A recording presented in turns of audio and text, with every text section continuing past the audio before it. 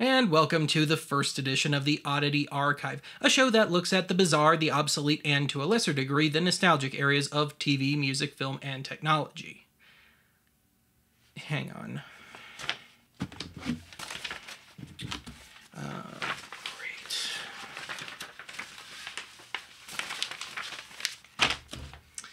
Grabbed the wrong script. I really need to clean out my box one of these days. Well, the day that this episode publicly drops also happens to be the 54th anniversary of the JFK assassination, which, while certainly significant, has absolutely nothing to do with this show. But it also happens to be the 30th anniversary of the very first archive topic, the Max Headroom hijacking incident. So I guess we ought to take a look back. Just preferably not at my original episode.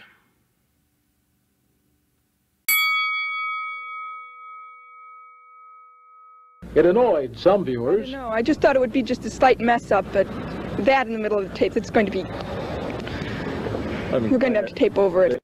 I got so upset that I wanted to bust a TV set.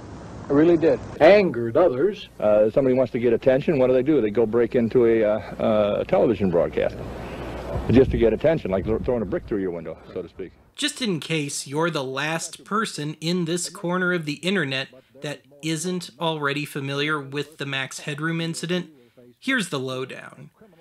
On the evening of Sunday, November 22nd, 1987, at 9:14 p.m., the nightly newscast of Chicago's WGN was interrupted for, give or take, 30 seconds, 13 of which featured some spaz in a rubber Max Headroom Halloween mask.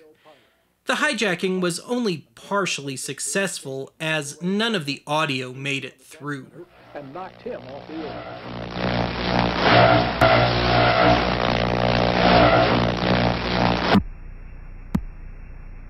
Well, if you're wondering what happened. I go out sometimes and talk to the seals, you know, just to get a change from Reuben and Ben. Seals are animals? Almost exactly 2 hours later, a Doctor Who rerun on local PBS affiliate WTTW had its signal interrupted by the same video as WGN, but this time with sound.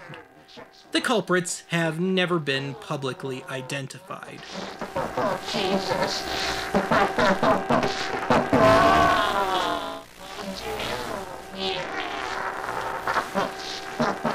That's the way.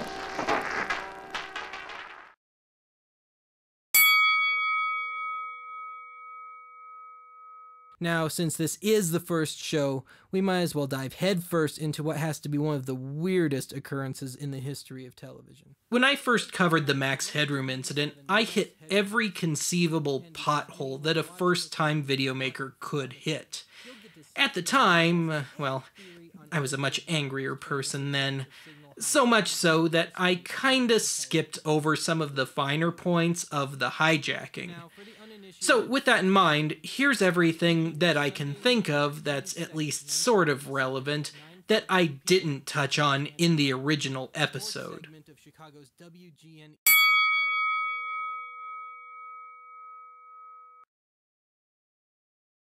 He's a freaking nerd. I think I'm better than Chuck Swirsky. Freaking nerd.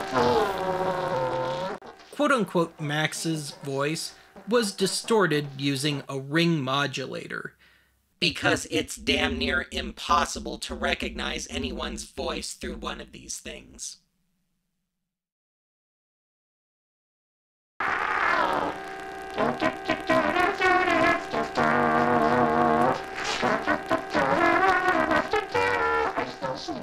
In lieu of the usual Max Headroom quasi-CG background, a piece of seemingly chromed corrugated sheet metal was used, which, if the top right corner of the shot is anything to go by, was attached to some sort of probably homebrew spindle.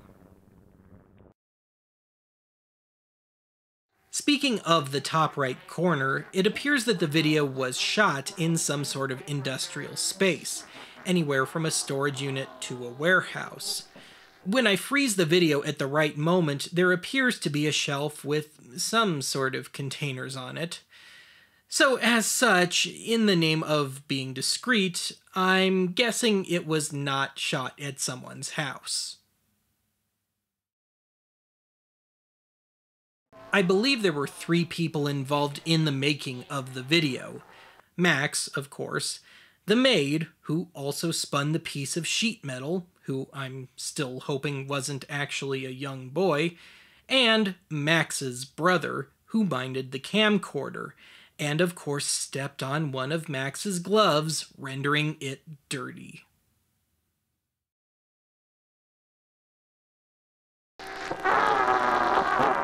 Speaking of camcorders, yes, I think this was shot on a consumer-grade camcorder. The colors would be richer and the playback would be more stable coming from anything even sort of professional. I would speculate that it was shot on VHS, but the one and only edit in the piece is awfully clean for anything a standard VHS camcorder would have given in 1987. I've actually come to think that it might have been originally shot on Video 8.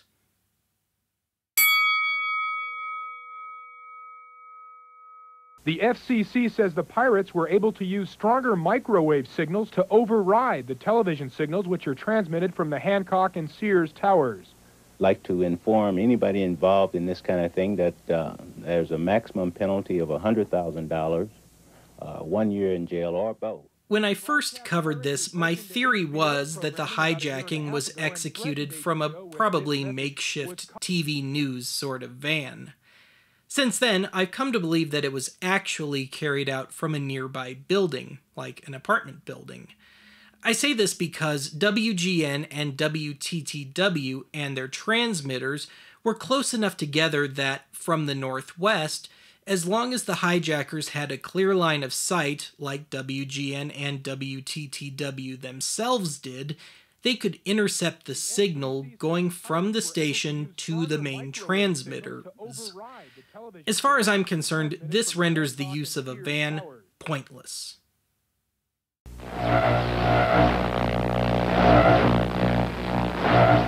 Take some pretty sophisticated microwave equipment operating in the broadcast auxiliary frequency bands and a significant amount of power. As for the gear that was used, from what I've read and have been told by viewers over the years, a homebrew microwave transmitter could have been assembled from largely used/surplus ham radio parts for as little as a few $100s. Add to that a small, think DirecTV-sized satellite dish, a clear line of sight, and just enough power at a close enough range, and there's no reason that they couldn't have overtaken WGN and WTTW. The 2-hour layover between the two hijackings was simply the perpetrators resetting to try again, probably for a proof of concept sort of test.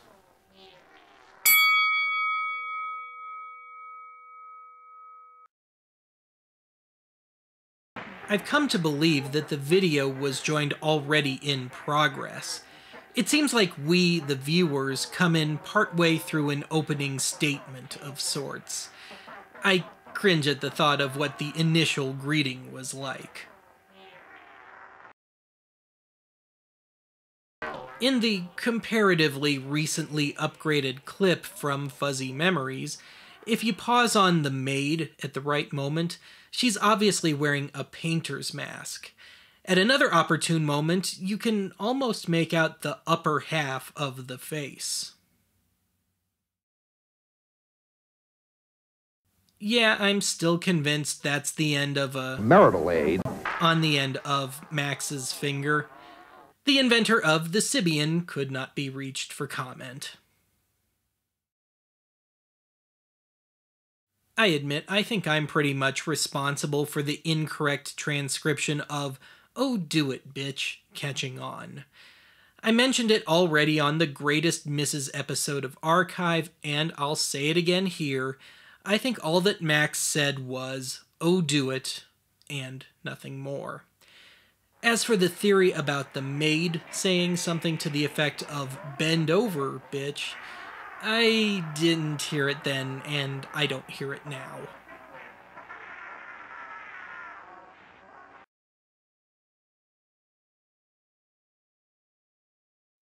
And now Max Headroom for Preparation H.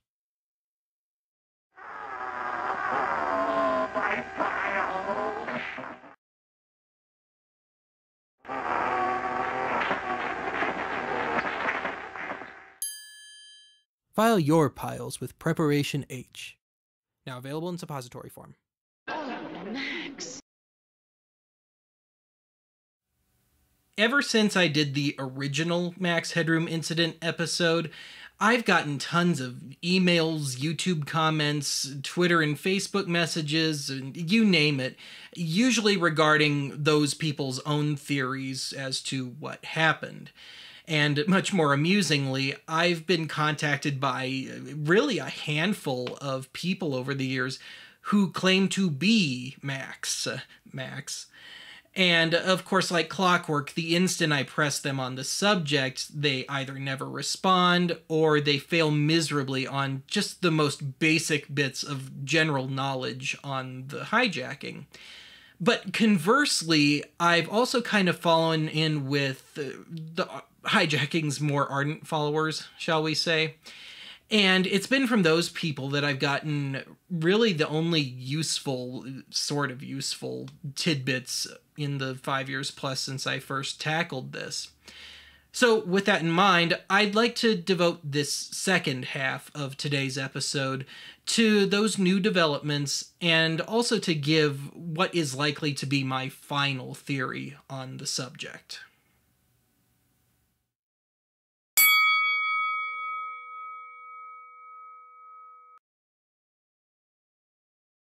Pretty much the instant that the original Max Headroom incident episode dropped, I started receiving links to a Reddit article from December of 2010 called "I Believe I Know Who Was Behind the Max Headroom Incident."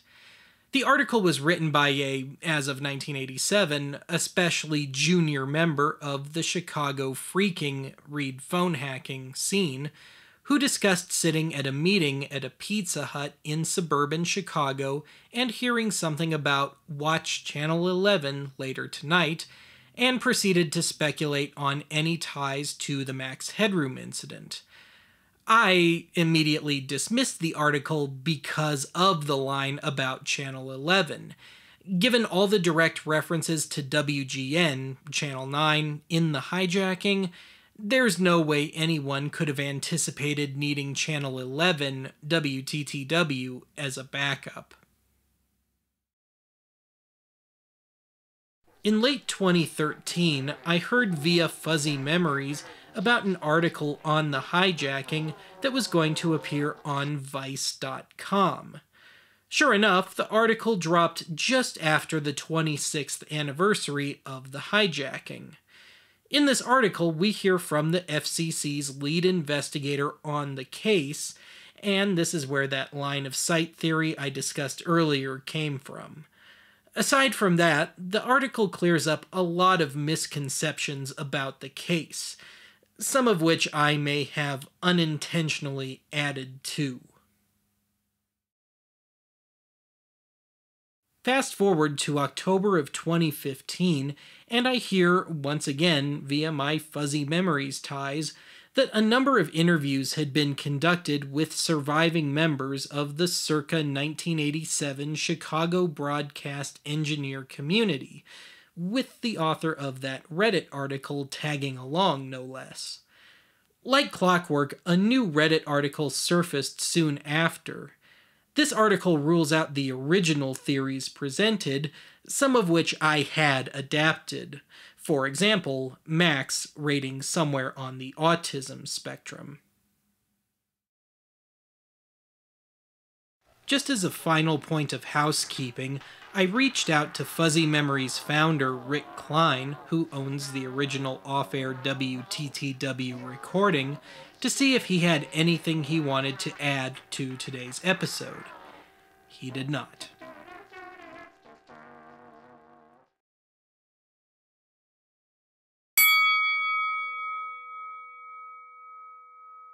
Prior to late 2015, my theories on the Max Headroom incident were as follows.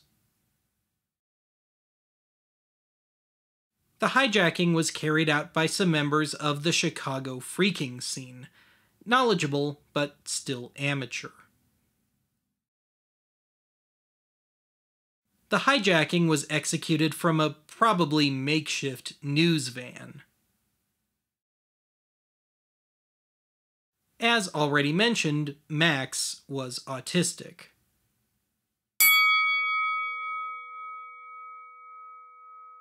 I've come to believe that the hijacking was likely carried out by some individuals with at least ties to professional broadcasting. When the Phreaking theory got thrown out, the references to WGN in the hijacking now feel more like someone had a personal axe to grind with the station. In other words, this was, at least, a loosely inside job. As mentioned earlier, the hijacking was probably executed from a fixed position, like an upper floor or roof of a tall building. Max wasn't autistic, he was just nervous, and possibly a little inebriated.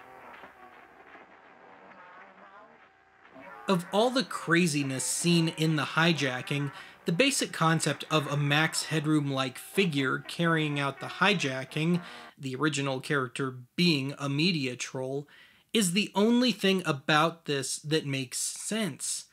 And it's kind of brilliant. It's basically an exaggerated, regular Max Headroom routine. The greatest epics ever produced in the history of television. And there's more, because you are going to see it as well. Yes, it. Yes, it. Yes, namely, the Max Headroom story.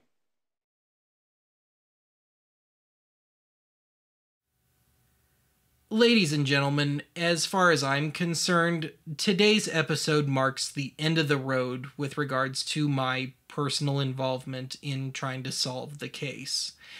I'm done playing armchair detective with this one. But let me just say that I think we as onlookers know all we need to know about the hijacking. Now, you can call that a cop-out on my part if you like. I don't care. But I think I can safely say that the right people know all the lurid details. And also I'd like to say that if the perpetrators were to be publicly named while still alive, at least, it would cause far more problems than it would solve. I could just about guarantee you that every self-proclaimed internet renegade would start harassing these people, and despite the supposed 5-year statute of limitations, I'd be willing to bet the authorities would still be paying them a visit. So the bottom line is, it's time we let sleeping dogs lie. Anyway, that's it for today's archive. Join me next time when I don a Richard Nixon mask and start belting out La Bamba. Just because.